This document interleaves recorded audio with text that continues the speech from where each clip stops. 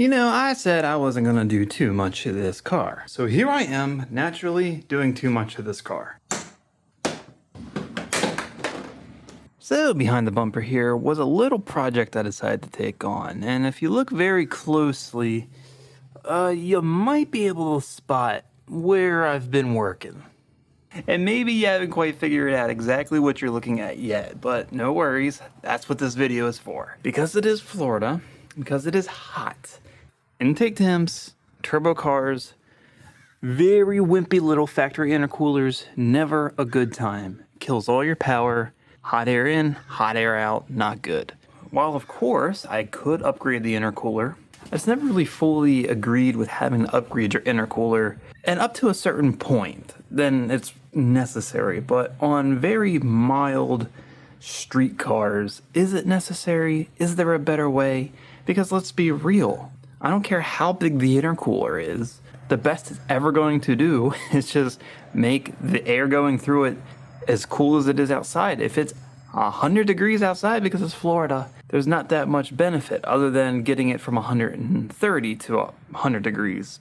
But at that point, the car is still going to pull timing either way. Most cars will pull timing after 100 degree IATs, so it is what it is. And I had a lot of spare parts laying around from the Mustang, so I thought maybe I could utilize those parts and do something to a car I have never done before and never tried. So I thought to myself, now is a great time to try and make an intercooler sprayer and see if that actually makes any noticeable difference. I have a lot of spare parts left over here from the Mustang. I have the snow performance nozzles here that I actually installed into this air dam that's just bolted on either side.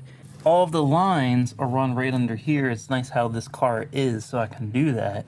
And it just keeps everything looking, well, like it's not there. Everything fits behind the bumper. This is actually the original pump I had for the SHO on my budget water methanol system, and a few of the fittings that I've kind of hodgepodged together, but it works perfectly fine even after methanol running through it. This is like a $15 pump from eBay, believe it or not. And then I have it tapped into my windshield washer reservoir so it can just utilize a tank that's already on the car, spliced in right here, and the black line just goes to the nozzles for the windshield. This line comes to the pump and then to my braided lines to my nozzles. Everything's going to be controlled via the AEM water methanol controller. You know, this little thing right here.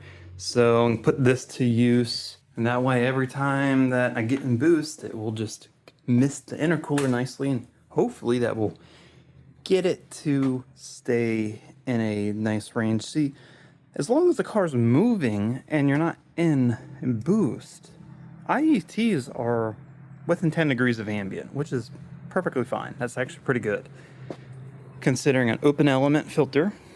Even though I got this little shield around it, it's still going to pick up a lot of heat. But once things get hot and heat soak, it's really hard, because then once boost runs through this little puny intercooler, things start going up and not down, and that's the problem.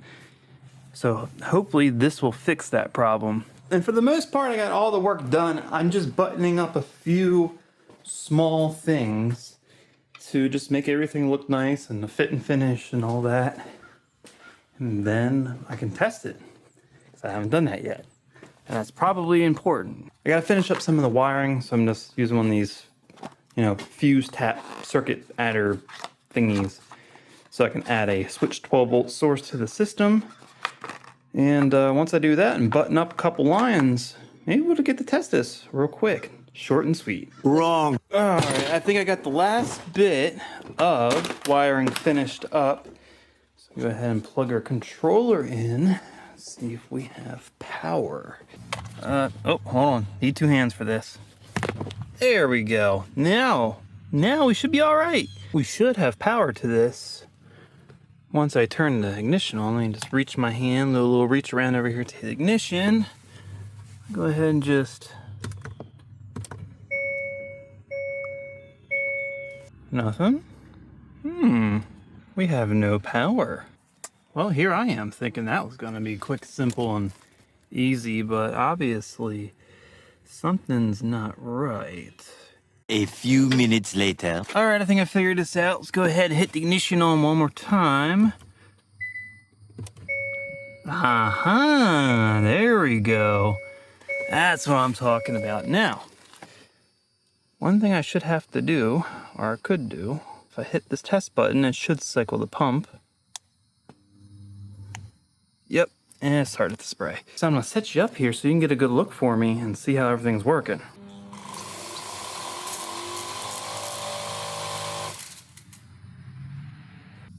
Wow, I'd say that worked pretty good. That moved a lot more fluid than I thought.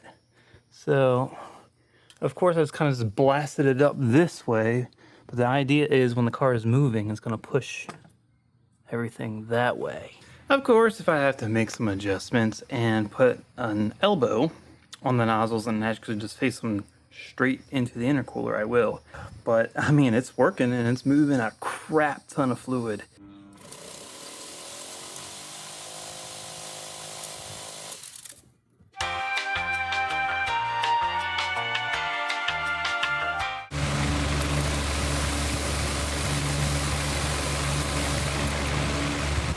All right, well, I just discovered something. There'll be probably higher pressure air moving across here when the car is moving, but just simulating even just a tiny bit of airflow with a fan, a little bit kind of went up on there, but not much. So with that, I probably am actually going to have the nozzles aimed this way. I think I have enough of everything I need to do that. That wasn't in my original plans, but looks like we're going to have to rethink our plans. So here's a 90, here's a 90. I guess now I gotta make this little change and direct the jets directly at the intercooler. Okay, well, I ran into a roadblock as per usual in anything I do.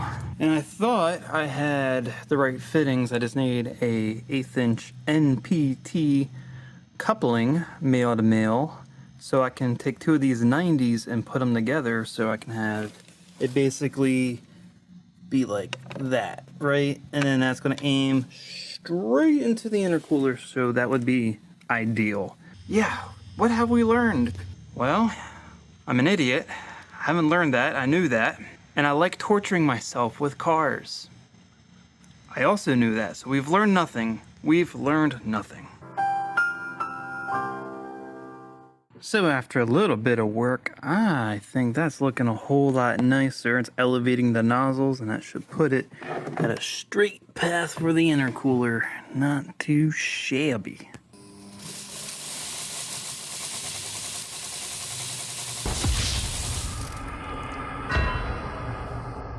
Well, here's where we're at with things. So I had time to kind of redo everything.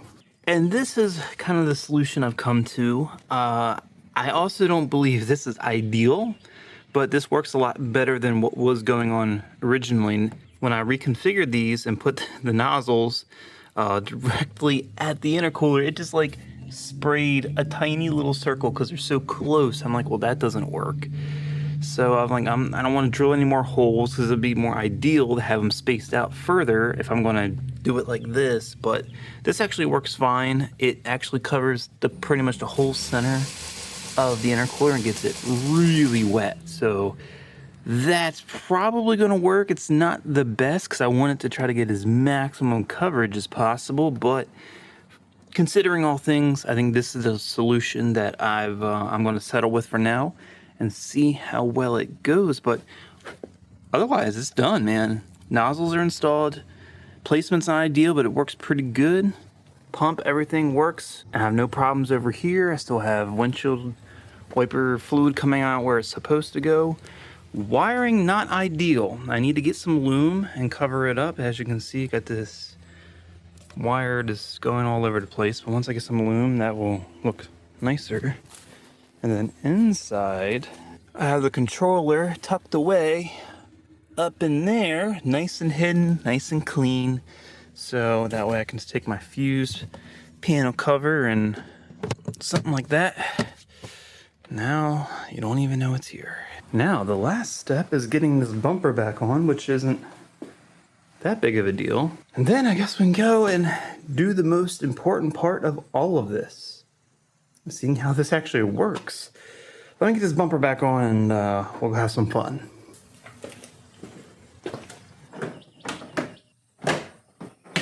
So I'm out and about now testing everything out, and I'm having a hard time determining if it's actually working, because it's not like water methanol injection where you can see intake temps go down. Like, this is not going to work like that. So if there's cooling, it's going to be probably gradual. It's just hard to tell. So I did such a good job tucking my controller in, I had to actually pull it out so I can see if it's activating.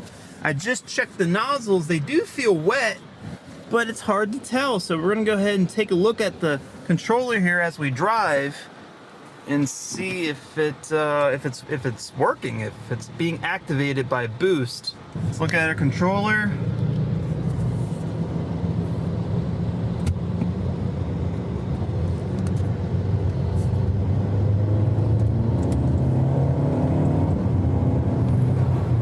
It's working. So I have it set to come on at, starts at 5 psi, full at 10. So maybe I just got to keep an eye on the intake temps and see if they come down. See, the whole point of the intercooler sprayer isn't so much to keep the intake temps really cool or bring them down. It's to keep the intercooler from heat soaking and becoming extremely inefficient, or to increase a already not so great factory intercooler's efficiency.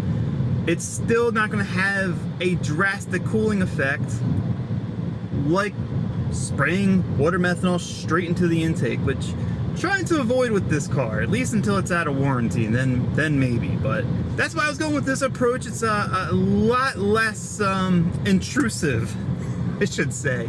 Regardless of that, it's a really good day to test it, because it is it's baking out here today. It wasn't this bad yesterday, but today it's a whole different level of suck when it comes to the heat. Yesterday actually wasn't too bad. But you can actually see that's what it is now. And it's still preheating. You know, the oven ain't ready yet. For the most part, I can see it's going to work. It's just measuring the level of effectiveness and the impact on performance.